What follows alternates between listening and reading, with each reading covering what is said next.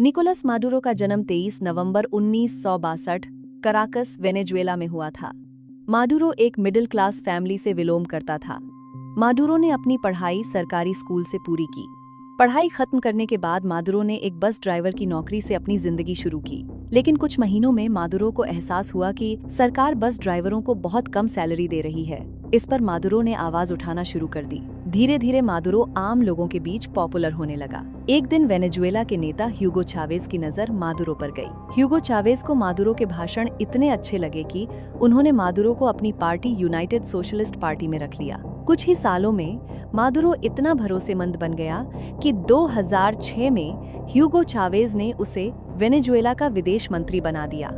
विदेश मंत्री बनते ही माडुरो ने क्यूबा, रूस और चीन जैसे देशों से रिश्ते और ज्यादा मजबूत किए। धीरे धीरे माडुरो चावेज का सबसे भरोसेमंद आदमी बन गया। 2012 में ह्यूगो चावेज गंभीर रूप से बीमार पड़ गए। कैंसर इतना बढ़ चुका था कि वे चलने तक में असमर्थ हो गए थे। उसी दौरान चावेज ने देश से साफ कहा, अगर मुझे कुछ हो जाए तो निकोलस माडुरो को अगला नेता बनाना। उसी साल माडुरो को वाइस प्रेसिडेंट बना दिया गया। 5 मार्च 2013 को ह्यूगो चावेज की मौत हो गई। इसके बाद अप्रैल 2013 में चुनाव हुए। माडुरो ने विपक्षी नेता हेनरिक कैप्रिलेस को बहुत कम मार्जिन से हराया और इस तरह एक बस ड्राइवर वेनेजुएला का राष्ट्रपति बन गया। ह्यूगो चावेज की डेथ होने के बाद अमेरिका ने सोचा नया लीडर आया है, इससे हम चाविस्मो पॉलिसी के बारे में बात करके देखते हैं। अब चाविस्मो पॉलिसी है क्या? अमेरिका और वेनेजुएला की लड़ाई माडुरो से पहले चावेज से शुरू हुई थी। सन 1999 से पहले वेनेजुएला का तेल अमेरिका कंट्रोल करती थी। मतलब वेनेजुएला का तेल अमेरिका निकालती थी और उसे अपने हिसाब से बेचती थी।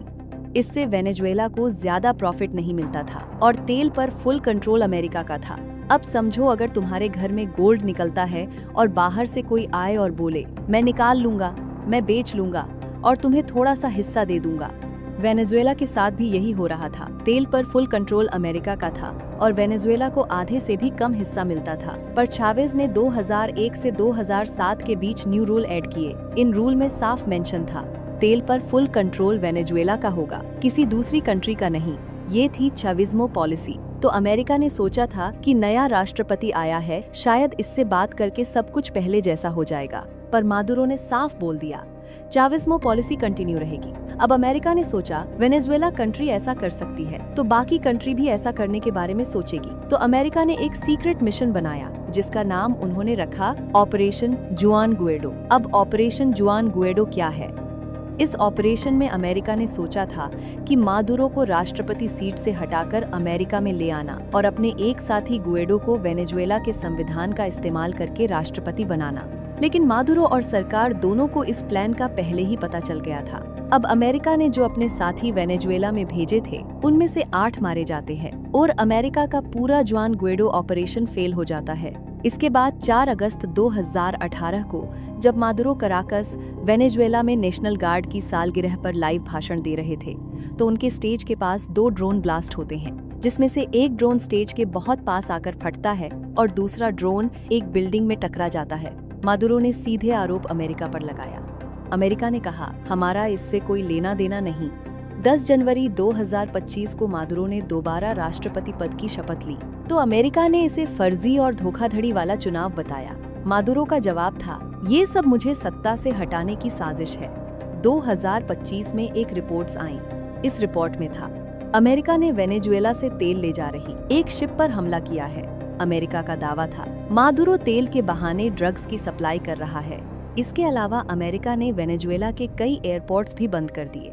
दिसंबर 2025 की रिपोर्ट्स के मुताबिक डोनाल्ड ट्रंप ने माडुरो को फोन किया और सीधी वार्निंग दी गई, कुर्सी छोड़ दो और देश भी, वरना तुम्हारे परिवार के साथ कुछ भी हो सकता है। लेकिन माडुरो ना तो कुर्सी छोड़ता है और ना ही देश। इस बात से डोनाल्ड ट्रंप बहुत गुस्सा हो जाता है और अपना लास्ट ऑपरेशन स्टार्ट करता है, ऑपरेशन एब्सोल्यूट रिजॉल्व।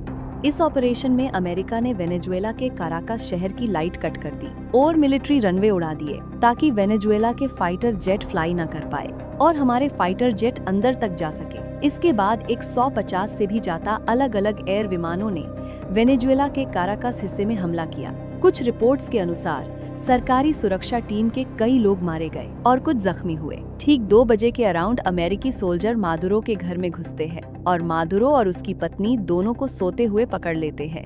मादुरो अपने घर पर बनाए सीक्रेट रूम पर जाने की कोशिश करता है, पर अंधेरे में उसे कुछ नहीं दिखा और अमेरिकी सोल्जर वहां पर आ जाते हैं और मादुरो और उसकी पत्नी सिलिया फ्लोरेस दोनों को पकड़कर अमेरिका ले जाते हैं। ये सब कुछ इतनी जल्दी हुआ कि किसी को कुछ पता नहीं चला। रिपोर्ट्स के अनुसार मादुरो पर केस चल रहा है। आने वाले टाइम में हमें पता चल जाएगा मादुरो के साथ क्या होता है। आपको क्या लगता है, कौन सही है और कौन गलत है? कमेंट में बताना।